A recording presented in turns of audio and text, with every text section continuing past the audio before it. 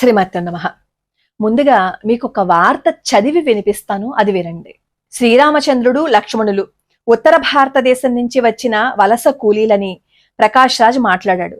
వారు దక్షిణ భారతదేశంలో ఒక పొలంలో ప్రవేశించి అక్కడి పండ్లను దొంగిలించి తిన్నారని, ఆ సమయంలో ఆ పొలం యజమాని అయిన రావణుడితో వారికి గొడవ జరిగిందని ఎగతాళి చేస్తూ మాట్లాడాడు. రావణుడు ఒక దక్షిణ భారత గిరిజనుడని, ఆ పండ్ల దొంగతనంపై ప్రశ్నించినప్పుడు అది కాస్త పెద్ద వివాదంగా మారిందని, ఆఖరికి ఆ గొడవ 2000 GST బిల్లు చుట్టూ తిరుగుతూ యుద్ధానికి దారితీసింది అంటూ ప్రకాష్ రాజ్ కాంట్రవర్సీ కామెంట్లు చేశాడు.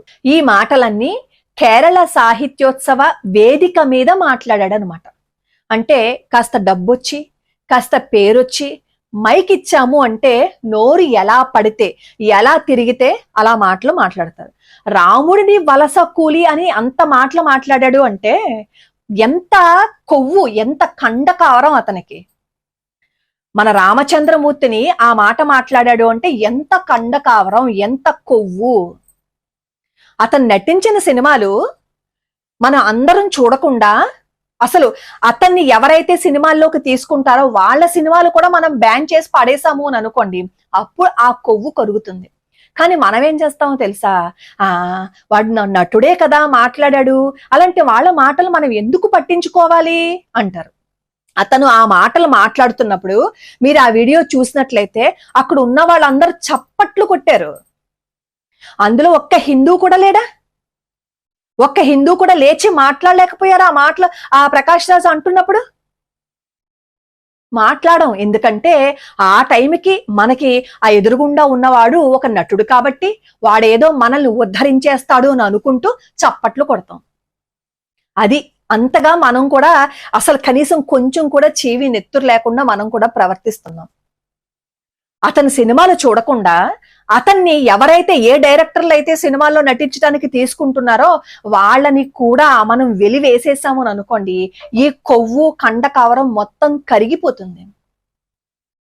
అవునులేండి, అంతకుమించి ఇంకేం మాట్లాడతాడు ఇతను. ప్రకాష్ యాంటోనీ రాజ్ కదా, ఆ యాంటోనీ తీసేసి ప్రకాష్ రాజ్ అని కదా మార్చుకున్నాడు. తన ఐడెంటిటీని కూడా బయటికి చెప్పడానికి ఇష్టం లేని ఇతను మన పురాణాల గురించి, మన దేవీ దేవతల గురించి మాట్లాడుతున్నాడు. ఇతన్ని మనం గొప్పగా, అబ్బా ప్రకాష్ రాజ్ ఎంత గొప్ప నటుడు అంటాం. మన దేశం గురించి మాట్లాడతాడు, మన దేశ నాయకుల గురించి, ముఖ్యంగా హిందూ ధర్మాన్ని కాపాడే వాళ్ళ గురించి మాట్లాడతాడు, మన దేవీ దేవతల గురించి మాట్లాడతాడు.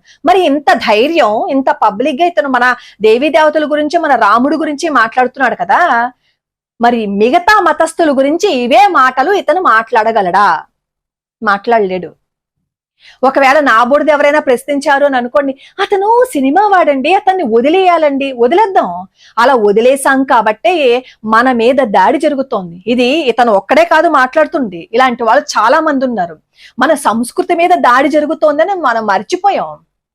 అందుకే మొన్న రాధాకృష్ణ టెంపుల్లో యూరిన్ పోసి ఆ గేటుకు తగిలించారు అంటే హిందువులని ఎంత చేత కాని వాళ్ళలాగా చూస్తున్నారో చూడండి.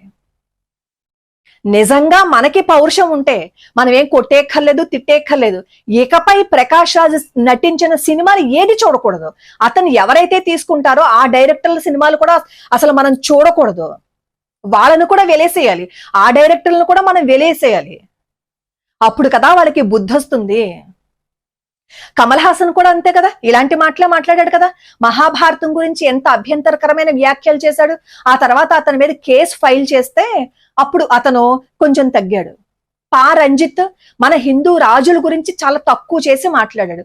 సైఫ్ అలీ ఖాన్ రావణాసురుడు గురించి చెప్తూ చాలా అతను మనిషి అని చెప్తూ లక్ష్మణుడి కంట ప్రతీకారం తీర్చుకున్నట్ట. శూర్పణఖ ముక్కు చెవులు కోసేయటం ప్రతీకారం తీర్చుకోవడం అంట.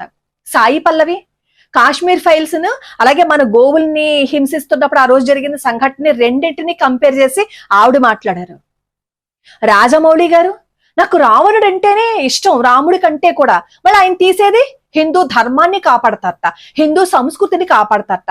మన దేవుళ్ళంటేనే ఇష్టం లేనప్పుడు, మన దేవుళ్ళంటేనే నమ్మకం లేనప్పుడు వాళ్ళు మన దేవీ దేవతల సినిమాలు తీసి ఎలా వాళ్ళు డబ్బులు సంపాదించుకుంటారు? అసలు పరాయి మతస్థులు వాళ్ళకి ఏదైనా చిన్న అవకాశం వచ్చినా ఆ అవకాశాన్ని వదలటం లేదు. వాళ్ళు ఏ విధంగా హిందువులని మతం మార్చేయాలి, హిందువులని బాధ పెట్టాలి, ఇలాగే చూస్తున్నారు కదా పరాయి మతస్థుల్లో. మరి మనల్ని బాధ పెడుతున్నప్పుడు, మన దేవీ దేవతల గురించి ఇలా మాట్లాడుతున్నప్పుడు, అలా మాట్లాడే వాళ్ళ సినిమాలు మనం ఎందుకు చూడాలి? వాళ్ళని ఎందుకు మనం ప్రోత్సహించాలి? ఆ మధ్య అంతే కదా, వెంకటేశ్వర స్వామి వారి పాటని ప్యారడీ చేసి పెట్టాడు. అతని గురించి వీడియో చేస్తే అతను ఎంత నిర్లక్ష్యంగా మాట్లాడాడో. నేనెందుకు సారీ చెప్పాలి, నేను చెప్పను అన్నాడు. కానీ ఆ తర్వాత ఆ సినిమా చూడరేమో అని భయం వేసి ఎట్టకేలకు ఆ పాటని సినిమా నుంచి తొలగించారు. అంటే మనం ప్రతిదానికి పోరాడాల్సి వస్తుంది. కాసేపు అరుస్తాం మన దేవీ దేవతలను ఏదైనా అంటే, ఆ తర్వాత దాన్ని వదిలి పడేస్తాం. మనం కూడా చెయ్యాల్సింది ఏంటంటే, వాళ్ళు మన మతాన్ని మారుస్తున్నారు, మన ధర్మాన్ని కించపరుస్తున్నారు. మనం చెయ్యాల్సింది మన ధర్మం జోలికి ఎవరొస్తే వాడిని దూరంగా పెట్టాలి. ఇన్ని మాటలు మాట్లాడారు కదా ప్రకాష్ రాజ్ గారు. ఆర్ఎస్ఎస్ గురించి చాలా అసభ్యకరంగా మాట్లాడారు. మన హిందూ ధర్మాన్ని కాపాడే నరేంద్ర మోడీ గారి గురించి కూడా అంత అసభ్యకరంగానే మాట్లాడారు. అలాగే మన దేవీ దేవతల గురించి కూడా అంత అసభ్యకరంగానే మాట్లాడారు కదా. మరి ఇతన్ని ఎక్కడికి తరిమి కొట్టాలి? ఇతనికి భారతదేశంలో ఉండే అర్హత ఉందంటారా అసలు? అతన్ని అలాగే వదిలేస్తే ఇలా పిచ్చి మాటలే మాట్లాడతాడు. అక్కడ అంతమంది చప్పట్లు కొట్టారు చూసారా? అలా ఎంతమంది అతను అన్న మాటలకి వత్తాస పలుకుతారు, ఎంతమంది. వీళ్ళు ఇలాగే మన ధర్మం మీద దెబ్బ కొట్టే ప్రయత్నం చేస్తున్నారు. కాబట్టి వీళ్ళని బాయ్కాట్ చేసేయాలి. అలా బాయ్కాట్ చేస్తే మాత్రమే వీళ్ళకు ఈ పట్టిన ఆ కొవ్వు కరుగుతుంది. ఎప్పుడైతే డబ్బు పేరు రెండూ పోయాయో అప్పుడు ఆ నెత్తి మీదకి ఎక్కేసిన కళ్ళు కిందకొస్తాయి. వీళ్ళు నటులే కదా, వీళ్ళు ఏం చేస్తారు అని వదిలేసాం కాబట్టే పరిస్థితి ఇంతవరకు వచ్చింది. కానీ ఎవడు ఒక్క చిన్న మాట అన్నా వాళ్ళని మనం బహిష్కరిస్తే అప్పుడు తెలుస్తుంది వాళ్ళకి.